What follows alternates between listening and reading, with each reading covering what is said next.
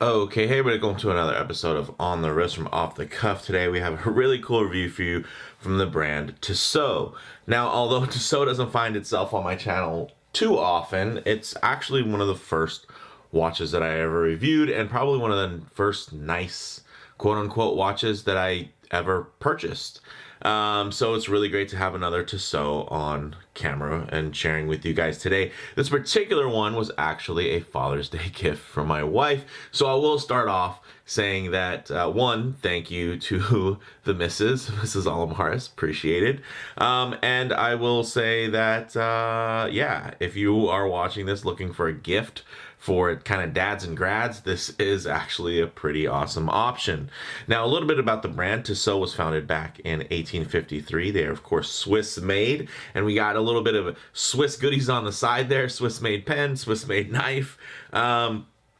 Because the Swiss made stuff, as much as I enjoy it, it doesn't always end up on the channel, at least from name brands. I do enjoy a lot of Swiss made micro brands, but a lot of the mainstream stuff, it's a little bit, you know, kind of hit or miss. I feel like you normally will pay into a higher tier than Tissot, you know, when you start getting into your Orises of the world, and Tissot can often be very overlooked. I think the nice thing about this PRX Powermatic 80 is that it really stands out. A little bit about, of course, Tissot and their history. They are part of the Swatch group. They're part of the middle range, similar to your Certina, Mito, or Hamiltons, which are, you know, overall considered entry-level Swiss-made brands. But one thing that a lot of people don't mention or consider is that although, you know, they are part of the Swatch group, Tissot actually merged with Omega, and that's the conglomerate that led to become the Swatch group. So their history is a touch, I'd say, more pure than some of the other brands like your Hamiltons, Certinas, Mitos, again, comparably within that space. You know, Tissot was really one of the brands that kept the Swiss watch industry alive by combining with and merging with Omega. So it wasn't like there was a bunch of I think sometimes people hear Swatch Group and they think of Swatch watches and think like, oh, these quartz watch guys came along and they saved all these mechanical companies. But it was really Omega and Tissot. Omega on kind of the higher end, Tissot more on the volume side, them coming together and creating something that actually made a lot of sense from a business perspective. So I'd consider this type of watch an everyday watch. Some key common characteristics and design language when you're looking for something that can be worn every day. Of course, you're just going to want that versatile blend of sporty and dressy attributes. Now, again, this is your PRX Powermatic 80, and it's pretty awesome, guys. So I'm looking forward to sharing it with you guys. Let's zoom the camera out, get this piece in hand, and take a closer look. All right, so we'll get these out of the way. But if you guys are fans of the channel, definitely, you already know about my kind of EDC game, and if you follow me on Instagram, you'll definitely see some flashes there. So if you do are more interested in, you know, follow up on that, definitely subscribe to the channel. But now to this beauty here, guys. So this is an awesome model. It has, of course, a very long nomenclature, but it's going to be pretty much known as the PRX Powermatic 80. And basically, it's the PRX stands for precise, robust, and then basically the X is for 10 or 10 atmospheres. So it's a retro reissue with of a classic model that came out about 10 years after the original kind of Gento movement started that integrated bracelet stainless steel sports watch craze. And the nice thing is, although this is, you know, a bit of a kind of retro reissue, it doesn't require any Fotina. So I think that's nice. It has a very retro look without necessarily trying to look old or aged. It's really more about the design cues, which I can absolutely appreciate. Now, in terms of the price on this, it's $650 retail. And right now, kind of the dilemma is, hey, do I pay for it retail now, or do I wait for it to hit the gray market and get, you know, 20% off? All right. For me, of course, this was a gift, but I will say the $650 retail, my wife bought this directly from the Tissot website. And I think there's some hidden gems when it comes to buying direct, especially within this price point. So 650 is honestly not that expensive for something that's relatively in-house. Sure, the Powermatic 80 movement is based on ETA, and ETA is technically owned by the Swatch Group, but they're not, so there's all those lines and whatnot. But it is semi in-house, and in terms of being in-house, in terms of manufacturing, that's where the Swatch Group really has it all together. So it's not like they're buying from a third party. They own the movement manufacturer.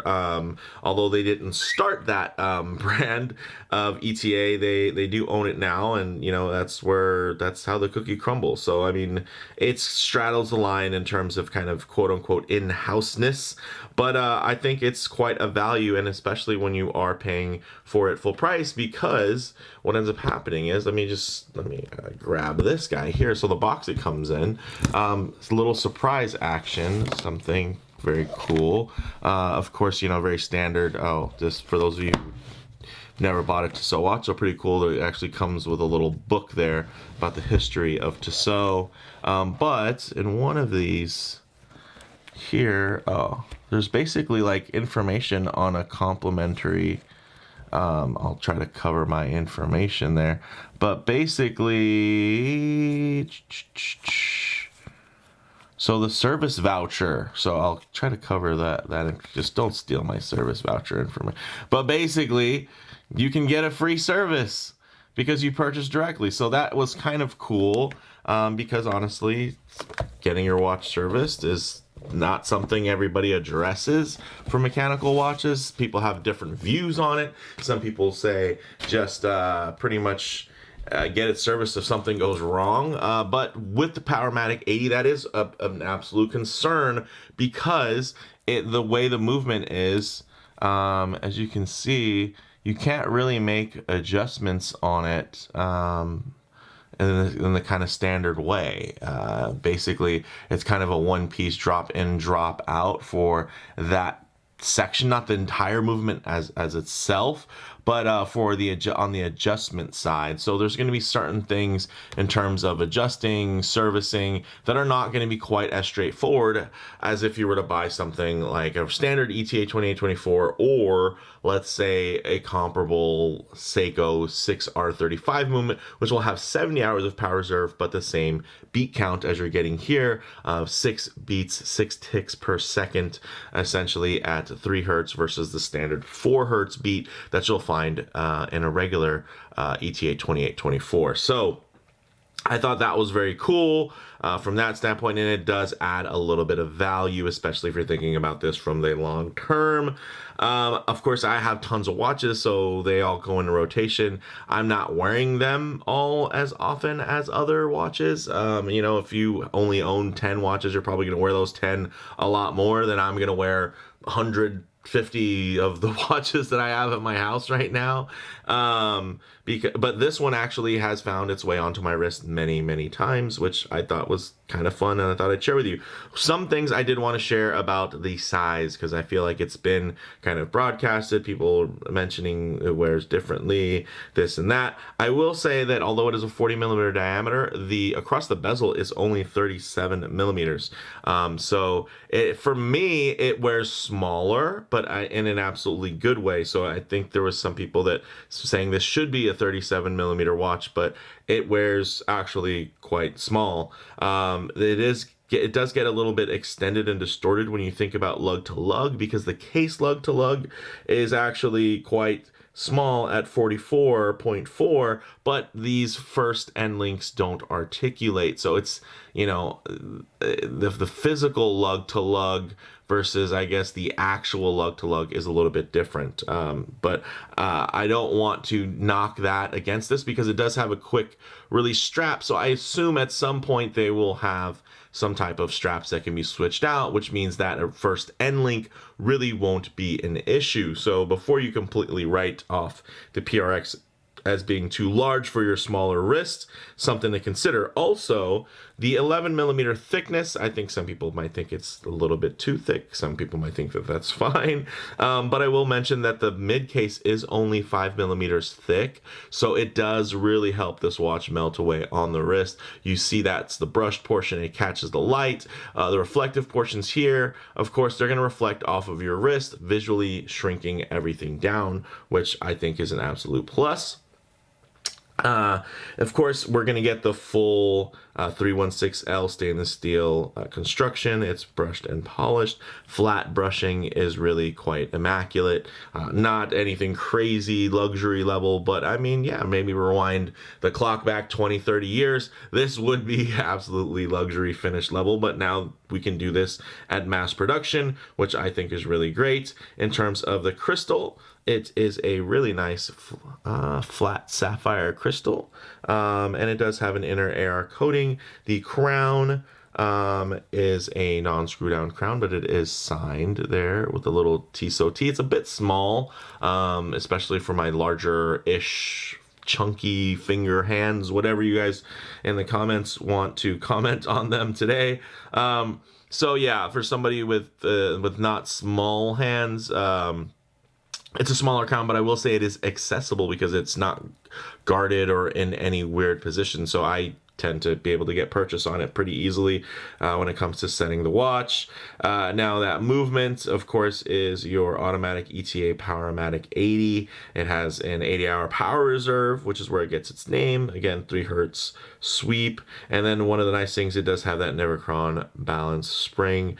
So this doesn't have the silicone balance spring, but it does have the Nevicron one, which is also nice and also not magnetic. So very cool from that standpoint. The display back is mineral crystal. If anybody is really wondering, I have no problem with it being mineral. It is nice for it to be sapphire when it is, just because it just, you know, that they spend a little extra money, but there really should be no problems with it being a mineral crystal. There's no reason why it should really get scratched up when it's going to hit the back of your wrist or anything like that. And the way that the clasp lays, it really shouldn't be scratching up the crystal or anything like that. And then coming to the main event here is this gorgeous blue waffle dial, guys. Textured wonderfully. You get the polished hands, and you get Swiss Super Luminova Lume. Although, as you can see, before we get into some darkness here, that it's, you know, it's very thinly laid out. I wouldn't say it's thinly applied, because I think it's applied well enough. It's just, you know, the footprint isn't a very large space. And now, in terms of water resistance, we did talk about the fact that it has 10 bar or 100 meters or 330 feet. But since it doesn't have a screw down crown, it's not like I would want to take this diving. But when it comes to getting this splashed on or sweat on and then just like rinsing it off in the sink, you should be absolutely fine. Just make sure that the crown is in while you're doing that. And there's not really anything keeping the crown in besides your own attention span. So just make sure you're doing that and you should be absolutely fine. It does have integrated lugs, so there's no reason to go over lug width or anything like that. But this single link flat brush bracelet with the high polish accent is really quite nice. Look at the way it just glides, plays with the light. Gorgeous. And then, you know, pretty standard and generic clasp here, as you can see, with the push button butterfly style. You do get 2 half links.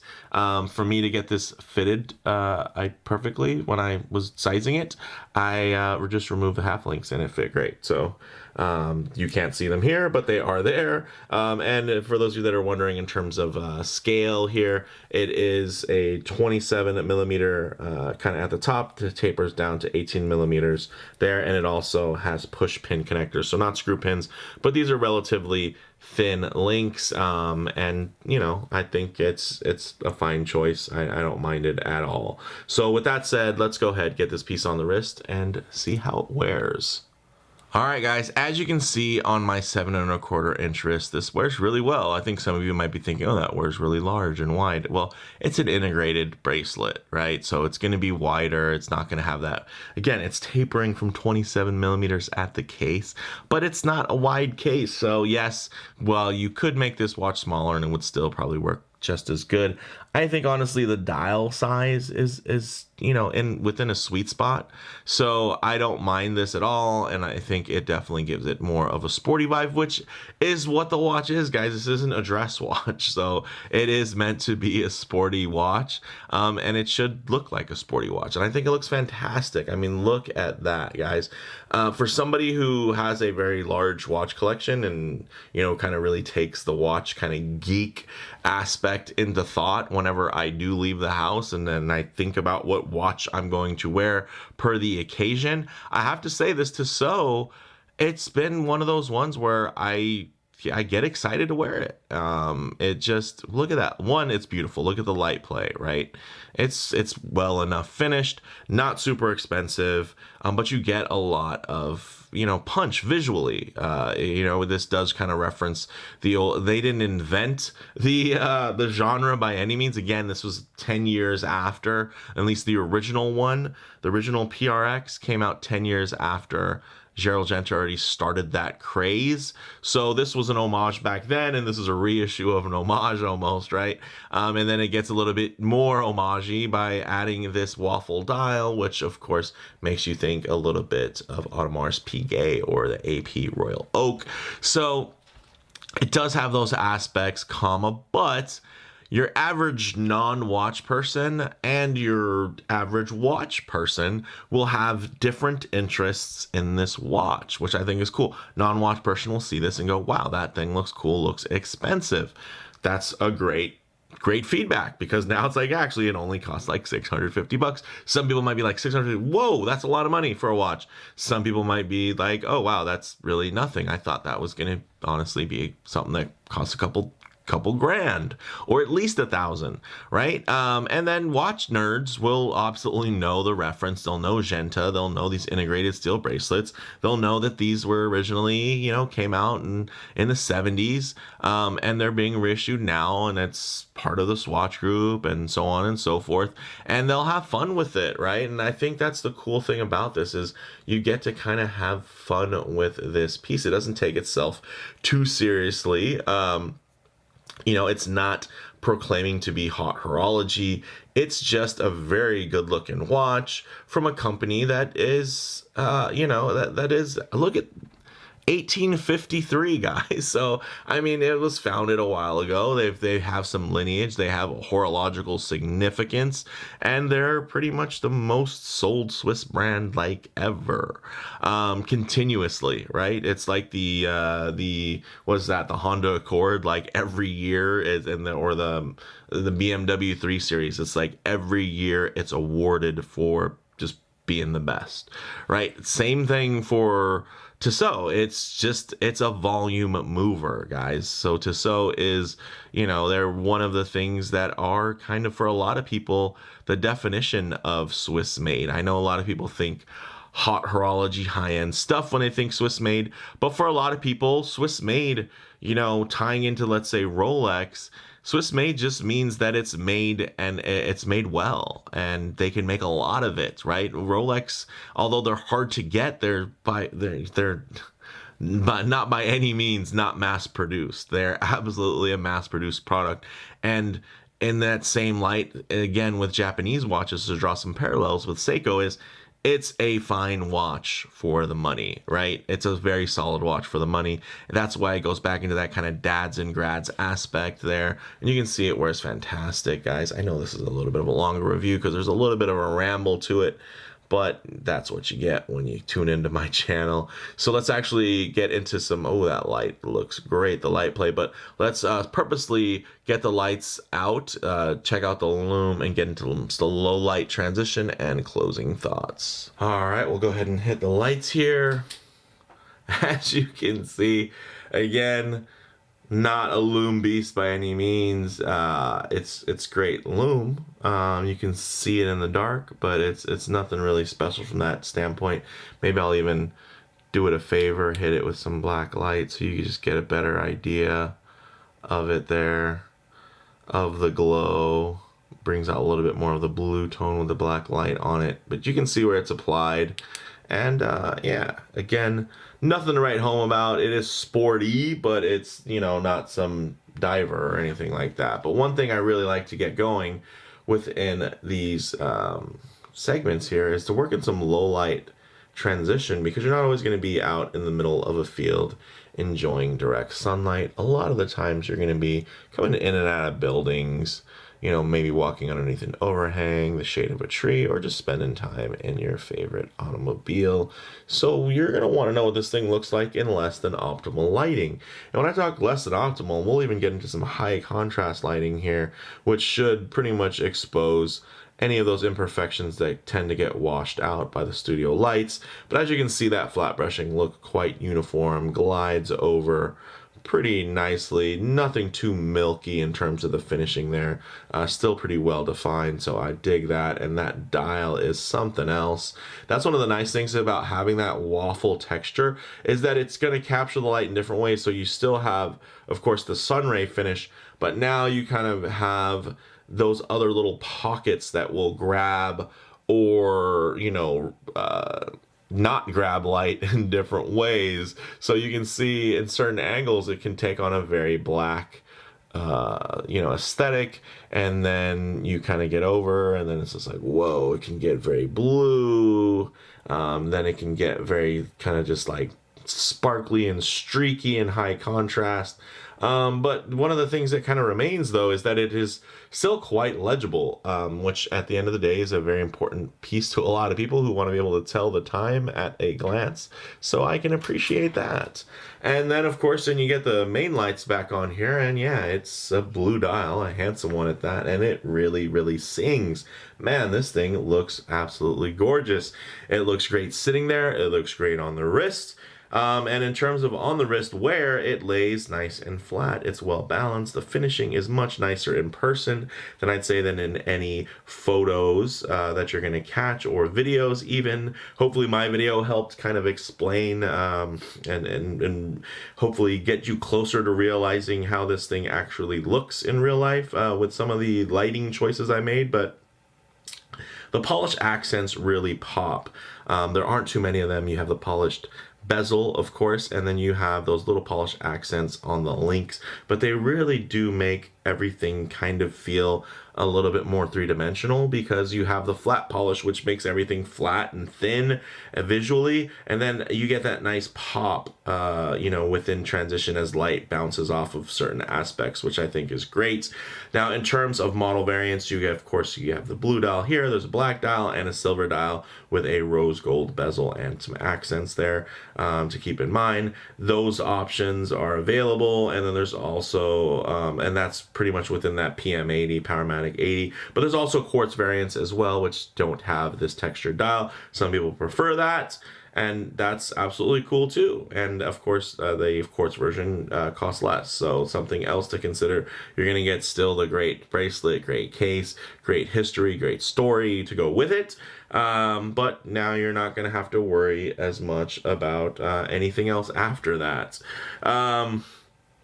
Comparable models, guys, really tough to find a direct contemporary due to the combination of price point, features, design, heritage. I mean, even Seiko will charge you more for something similarly spec'd. I'd say the closest comparable would be the Seiko Sharp Edge, the Sarks that I reviewed and own and love. So maybe if you guys think in the comments if I should do a comparison, let me know. But yeah, even the Seiko costs, what's $1,000 for that watch, and it has a very similar spec sheet.